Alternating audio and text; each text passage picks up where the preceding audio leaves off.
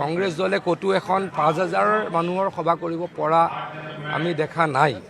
বুথত meeting কৰাৰ নিচিনাই তেখেতলোকে মিটিং কৰে। আমি যেনেকৈ বুথত কৰোঁ তেওঁলোকে মিটিং কৰে। আমাৰ অহংকাৰ নহয়, আমাৰ চাগে আমাৰ প্ৰতি ৰাইজৰ আশীৰ্বাদ। গতিকে কংগ্ৰেছ দলে বহুত কিবা কৰিব বুলি মোৰ মনে নধৰে। 23টা ম্যায় অধ্যুষিত অঞ্চলতো আমি নিজে কওঁ, সেইটো আৰু মিছা কথা নহয়। এইকেইটাত তেওঁলোকে জিকিব। মেক্সিমাম কেইটাত 23টা ম্যায় অধ্যুষিত সমষ্টিত মেক্সিমামত কংগ্ৰেছ জিকিব। এটা দুটাত হয়তো AUDF জিকিব পাৰে, কিন্তু মেক্সিমামত ম্যায় অধ্যুষিত সমষ্টিত কংগ্ৰেছে জিকিব। মই ডিজিটলৈকে নাযাওঁ, খুব ভাল ফলাফল হ'ব সেইটোহে ভাবোঁ। এনেওতো জিকিবলৈ 64 লাগে, 64তকৈ বহুত আগত যাম বুলি মই আশা কৰোঁ। মই 100 বা এই শব্দবিলাক মই ক'ব নোখোজোঁ। আমাৰ টাৰ্গেট 100+ হোৱাটো উচিত হয় বুলি মই নাভাবোঁ। বিজেপি বা বিজেপিৰ এলায়েন্স পাৰ্টনাৰসকলে NDA খুব ভাল ফলাফল প্ৰদৰ্শন কৰিব লাগে, তাতেহে আমি মনোযোগ দিব লাগে।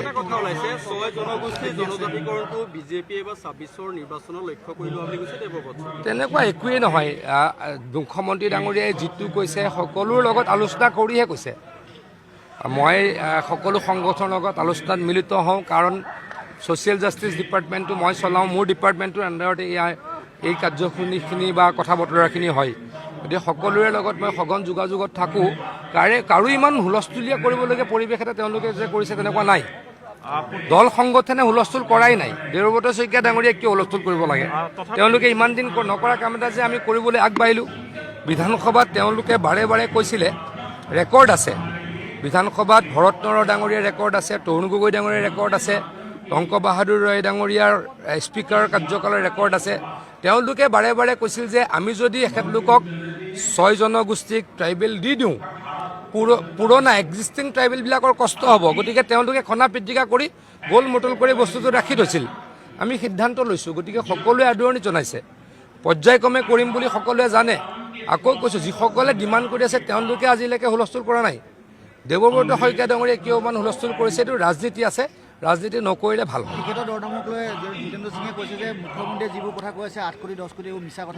কংগ্ৰেছ দলততো টকা দিলৈ আমিতো, আমাৰ বহুত বন্ধু এতিয়াও কংগ্ৰেছত আছে, আমি খবৰ ডেইলি পাই আছোঁ। কংগ্ৰেছ দলত আমাৰ বন্ধুটো কমি নাই, প্ৰত্যেকজনে আমাক খবৰ দিয়ে। এই 23টা সমষ্টিত টকা কিমান উঠাব সেইটো খবৰ ল'ব, বাকীতো টকা নলয়। 23টাতে টকা ল'ব। 23টা মিয়াৰ সমষ্টিত কংগ্ৰেছে টকা ল'বই, এইটো খাটাং। বেলেগত ল'বই নোৱাৰে, নিদিয়েও। এইটো একেবাৰে মিছা হ'বই নোৱাৰে। তেওঁলোকে বাৰে বাৰে ক'ব, যোৱাবাৰো লৈছে।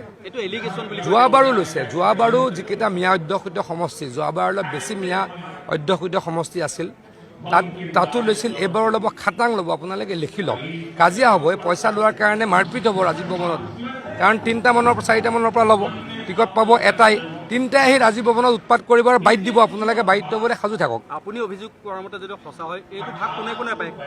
ভাগটো বহুতে পায়, ভাগ কোনে পায় নকওঁ। কিন্তু আপোনালোকক মই এটা কথা অনুৰোধ কৰিছোঁ, আপোনালোকে বাইট ল'বলৈকে ৰেডি থাকক, ইণ্টাৰভিউ ল'বলৈকে ৰেডি থাকক। যিসকলে টকা দিব, কিছুমানে টিকট পাব, কিছুমানে নাপায়। নোপোৱাসকলে উৎপাত কৰিব, ৰাজীৱ ভৱনত কাজিয়া কৰিব। আপোনালোকক বাইট দিব, ৰেডি থাকক আপোনালোক।